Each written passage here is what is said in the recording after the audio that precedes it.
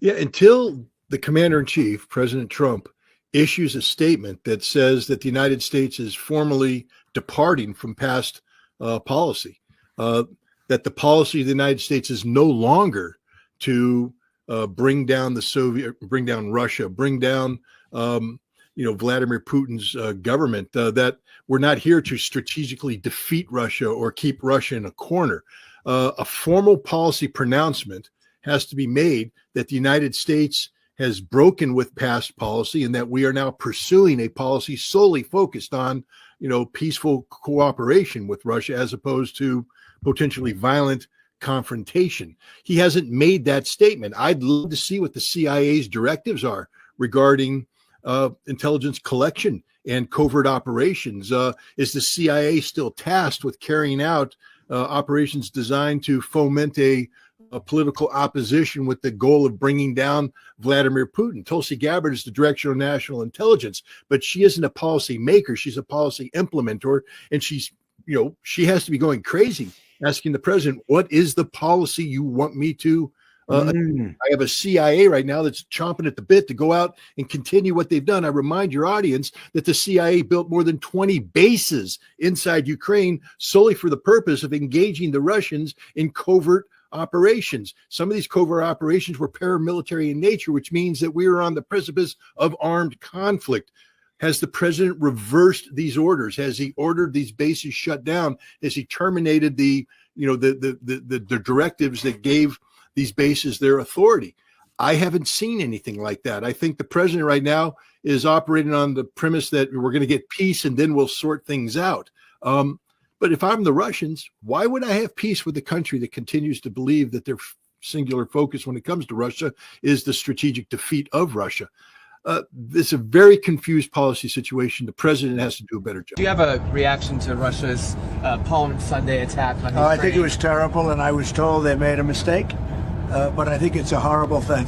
I think the whole war is a horrible thing. I think the war is, for that war to have started, is an abuse of power. You said they made you were told they made a mistake. Do you mean it was unintentional? They made a mistake. I believe it was. Look, you're going to ask them.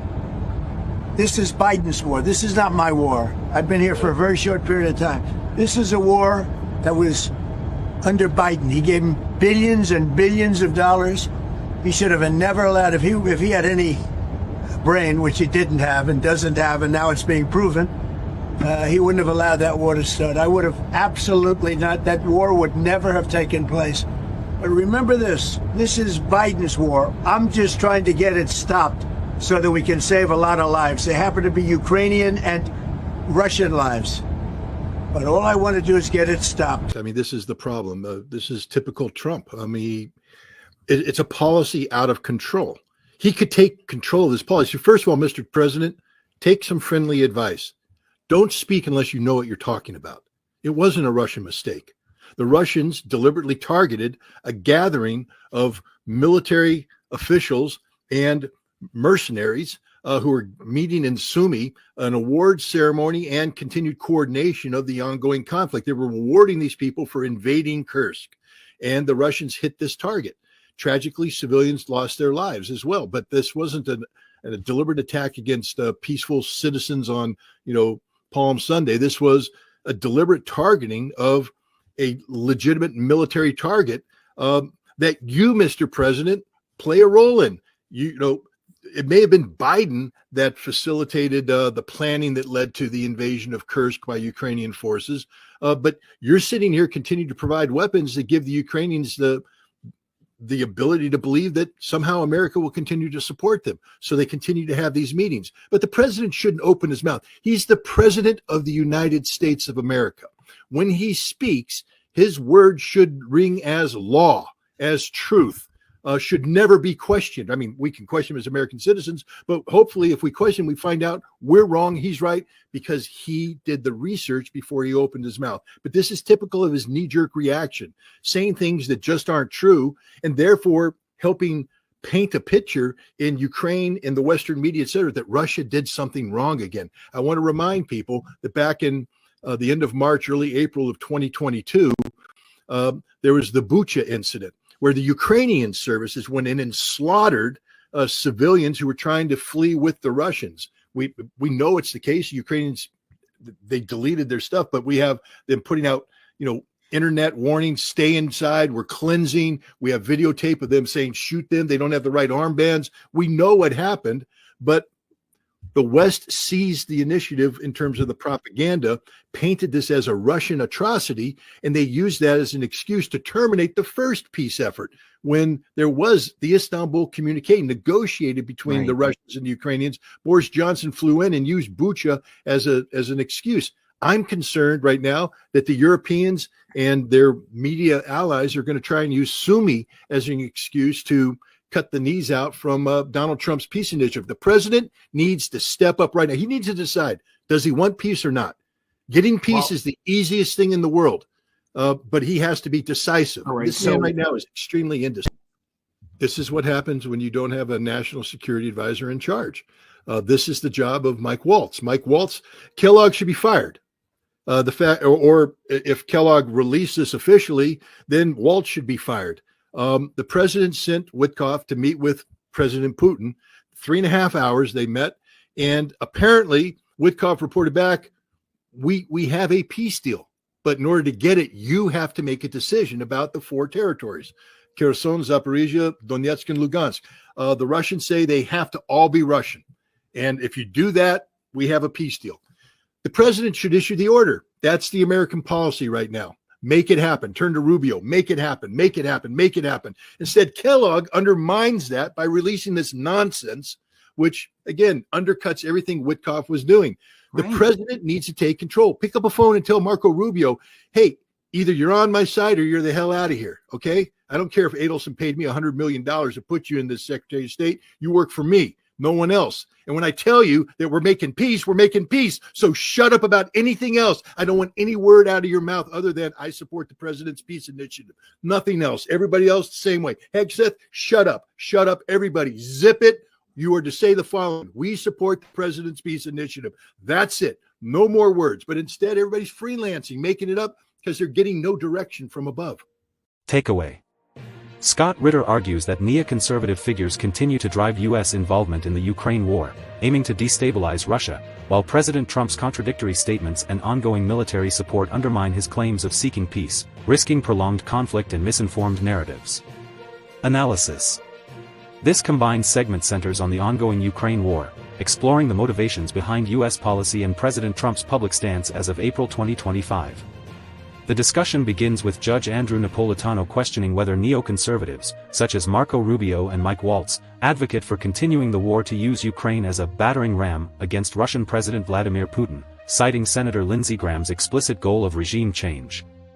This framing introduces a critical perspective, suggesting that certain U.S. policymakers prioritize strategic confrontation over resolution, a theme that resonates with audiences skeptical of interventionist foreign policy. Scott Ritter agrees that neoconservatives likely share this objective but emphasizes that their influence persists due to a lack of clear policy direction from Trump. He argues that without a formal statement rejecting past policies, such as the strategic defeat of Russia or efforts to undermine Putin's government, the U.S. remains entangled in the conflict.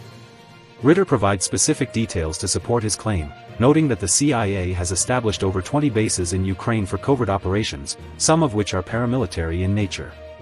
This assertion, if accurate, implies a significant U.S. commitment to the war effort, extending beyond public rhetoric about support for Ukraine. He questions whether Trump has issued orders to dismantle these bases or halt these operations, suggesting that bureaucratic momentum sustains U.S. involvement absent decisive leadership. Ritter also references Tulsi Gabbard's role as Director of National Intelligence, portraying her as a policy implementer constrained by unclear guidance, which underscores internal tensions within the administration. Napolitano builds on this by citing a New York Times report that the U.S. is involved in targeting and supplying military equipment, effectively waging war against Russia short of direct combat. Ritter concurs, attributing this to systemic inertia rather than a deliberate decision by Trump. He argues that generals and established systems continue to push aid and coordinate with Ukraine, highlighting a disconnect between Trump's authority and ongoing operations. This point introduces a broader critique of the administration's ability to control its foreign policy apparatus, a recurring theme in the discussion. The segment transitions to a specific example of Trump's rhetoric, with Napolitano playing a clip from April 13, 2025, where Trump, aboard Air Force One, responds to a Russian strike in Ukraine. In the clip, Trump calls the attack terrible, claims it was a mistake, and blames the war entirely on President Biden, asserting that it would not have started under his leadership. Trump emphasizes his desire to stop the war to save Ukrainian and Russian lives, presenting himself as a peacemaker. Napolitano challenges this narrative by noting that Trump's administration continues to provide billions in aid, CIA intelligence, and military targeting support, questioning how Trump can absolve himself of responsibility. Ritter responds critically, correcting Trump's characterization of the Russian strike. He explains that the attack in Sumy targeted a gathering of Ukrainian military officials and mercenaries involved in planning and rewarding operations, including the invasion of Russia's Kursk region. Ritter acknowledges civilian casualties but stresses that the strike was deliberate and militarily justified, not a mistake, as Trump claimed. This correction highlights Ritter's attention to factual accuracy and his concern that Trump's misstatement could misinform public perception. Ritter warns that such errors risk amplifying Western propaganda, drawing a parallel to the 2022 Bucha incident, where he alleges Ukrainian forces killed civilians but Russia was blamed, derailing early peace talks. He expresses concern that European media could exploit the Sumy strike similarly, undermining Trump's peace efforts.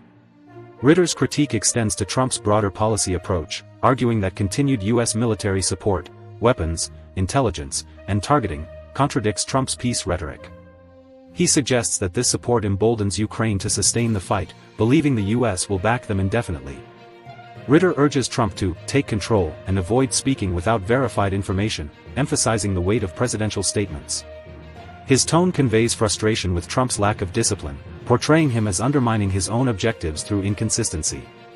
Napolitano's probing reinforces this, as he highlights the contradiction between Trump's blame shifting and his administration's actions, creating a dynamic where both speakers challenge the coherence of U.S. policy.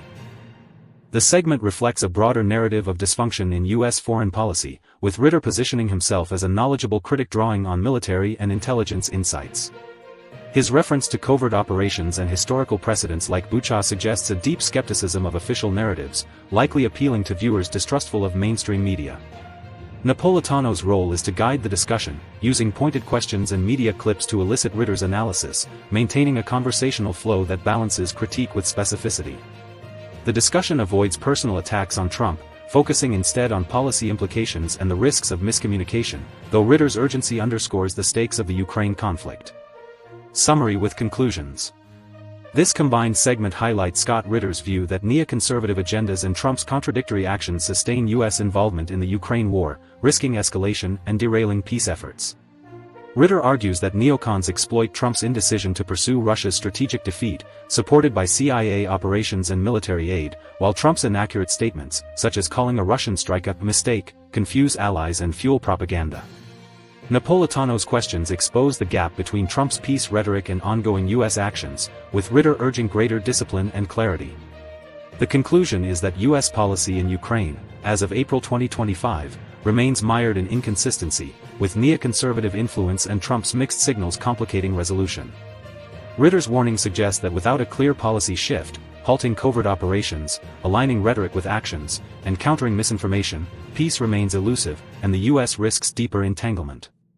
However, Ritter's claims about CIA bases and historical incidents like Bucha rely on his interpretation, which may not be universally accepted, indicating that the path to peace depends on navigating contested narratives as much as policy decisions.